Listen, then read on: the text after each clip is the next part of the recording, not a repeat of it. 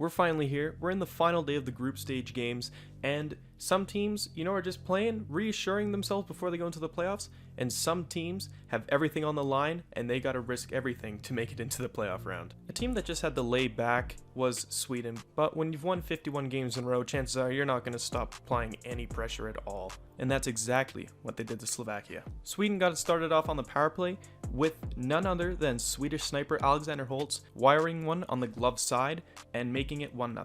Sweden would not ease off the pedal in that first period, with another goal 16 seconds later by Albin Eriksson, and then, while they're on the penalty kill, Philip Broberg gets himself a nice shorthanded goal. Great job for the Edmonton Oilers prospect. 5 minutes into the second, Oscar Bach gets himself a goal to extend that lead to 4, and then once again on the power play, Alexander Holtz, pretty much with the exact same shot, just from a different part of the ice, making it 5-0, and that would also be his third goal of the tournament. Great job for the 2020 prospect, really solidifying himself as that top 5 pick again. We head to the third, where the Slovaks are down 5-0, but they trail back, make it 5-2 with goals from Christian Kovacic and Robert Zugan. Although there was a bit of a controversial play during this period. Rasmus Sundin left with about 6 minutes left. He took a nasty slash from one of the Slovaks there.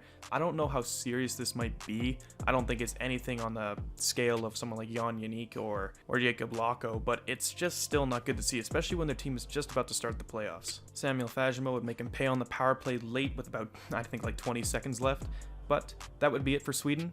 They extend that win streak to 52 games, go undefeated in the preliminaries again, but will they get it done in the playoffs? It's going to be weird to see what happens with Sandin, because that could be a big factor. Unlike Sweden, there was a lot more riding on the line in this game between Germany and Russia. If any of these teams lose in regulation, their tournament is done. They'll have to go to the relegation round, and I'm telling you, if Russia has to, that is going to be a shame. Early in the first, we take a look at Kirill Marchenko, the Columbus Blue Jackets prospect. He's only got 1 assist in the 3 games he's played so far. That would change in the first period. 2 goals from Kirill Marchenko, 2 pretty nice ones, especially one with a sick feed from Vasily Podkolzin. Great first period by the Russians. Almost looked like a power play the entire time. We move into the second period, and then Russia would just not stop this onslaught. Germany was honestly looking pretty tired out there, and I don't expect these guys to be in the tip-top condition as well as some of these Russian guys are. That's no offense to the Germans, I love them, but they have been working their butts off in the defensive end for most of the tournament, so it's expected that fatigue is a factor. But anyways, goals from Denisenko and then 2 from Pavel Dorofeyev. Also to make note there, Kirill Marchenko had 2 more assists in that period, bringing him up to 4 points in the game. And that wouldn't stop in the third. Marchenko would get another assist on Dmitry Voronkov's goal. Also Podkolzin gets another one there. And honestly, that's the most goals Russia would see. Nino Kinder would bang one in later with like a minute or 2 left in the game, but it obviously was not enough for Germany. So they will go to the relegation round against Kazakhstan, but I bet you Germany is going to have a lot of fun. Honestly, those games are going to be pretty good. Kazakhstan has been impressing me. Germany has been outstanding. It's going to be pretty cool to see what those teams can do against each other. There'll actually be some pretty competitive games, I think. Finland and Switzerland took off today, and this game was the one to figure out who comes second in Group A. Finland started to stuff off early with a goal from Anthony Honka. Not much else would occur in the first period though, so we quickly go into the second where the actions just hit us right away. Goal from Fabian Berry, and then another one like 2 minutes later from Gaetan Joben from Switzerland. 2 quick goals. This means big for Switzerland. They haven't beat Finland since 2013, I believe. And so far, this is looking good.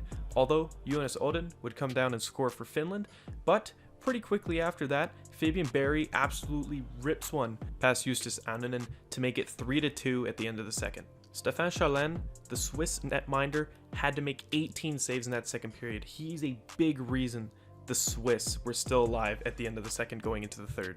Finland would keep peppering them on into the third period. I think they had 12 shots in all, but with a goal from Simon Knack and an empty netter by Nussbaumer, Finland falls to Switzerland for the first time in about 7 years. This 5-2 win puts Switzerland at second, just under Sweden in Group A, and that sets them to play Russia on January 2nd. Canada got to play the hosts in their final game of their round robin in Group B. Just a quick note on behalf of Team Czech Republic there, because of the amount of injuries they've had to deal with, they brought up Wojtek Strandala, just out of Ostrava there. He now gets to play. He's 5'6", I think like 160 pounds, really small guy, but he's getting his chance to play with his nation. Joe Valena was back from his 1-game suspension, and right off the bat, he gets his fresh start, and he scores on the power play for Team Canada, but the penalties will keep racking up for the Czechs.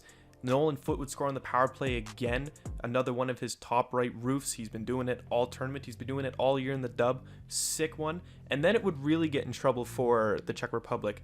Otakar Sik would take what was a 5-minute slash, but in the end it's actually a spear. Brought his stick up, caught Byram in a pretty sensitive area, so he was given the match game, the 5 minutes. He was not there for the rest of the night.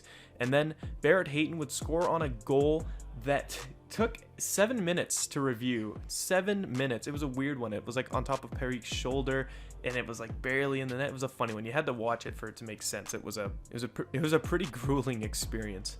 But only a minute later, Connor McMichael would then bang away what would be another rebound goal, making it 4-0. And then Lukasz Perik takes a funny fall. He rolls over his right leg a bit funny there. He would not play in the rest of the game. And then it was Nick Malik who gets to come in for him. If that name is familiar to you guys, if you guys remember Merrick Malik, the guy who scored the through the legs back when through the legs was not even heard of, back in 2005 in the shootout for the Rangers, that's his son. But that was a big blow for the Czechs, already with so many injuries. We'd end up going into the second where that guy I mentioned earlier, Wojtek Strandala, scores on the power play, bangs one in home. Great job for the guy who's called up on such a short notice. And then only a couple seconds later, Libor Zabransky would fire home his 4th of the tournament. And then right after that, Liam Foudy gets a weird one. Bounces off the boards, it creams out right in front of the net. Pretty easy tap-in. This was actually the record in the World Juniors.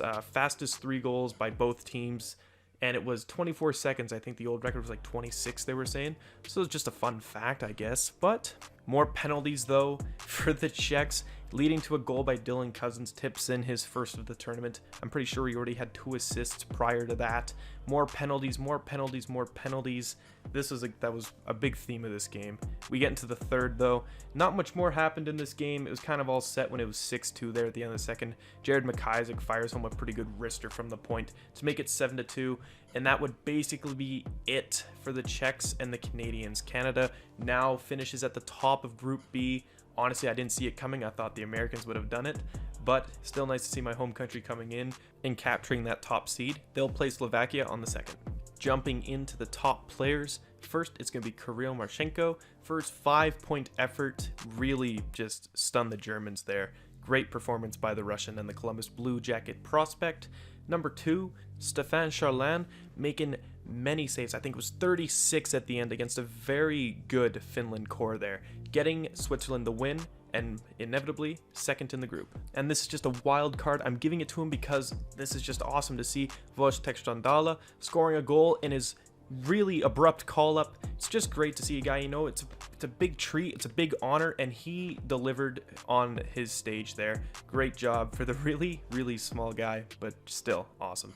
There's a lot of guys I could have put in there. There's going to be a bunch of names there in the notables, maybe even like 2 rows of it. I still don't know yet. I'll have to figure it out later when I finish it up.